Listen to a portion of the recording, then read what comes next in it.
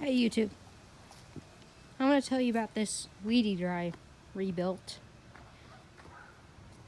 The motor came out of the trash. Me and my friend found it. And the shaft is a Ryobi weed eater shaft. And the head is a Troy built head. It actually works really good. And I've had it laying in my shed for a while. And yesterday I decided to do something with it.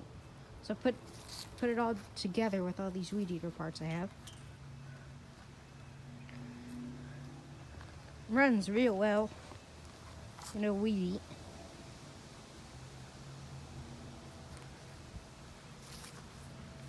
Doesn't really like to run off without a little bit of choke.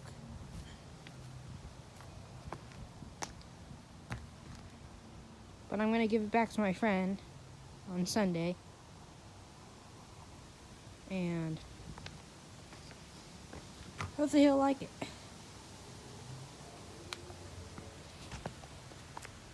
I'll throw in some videos of it running too in this video.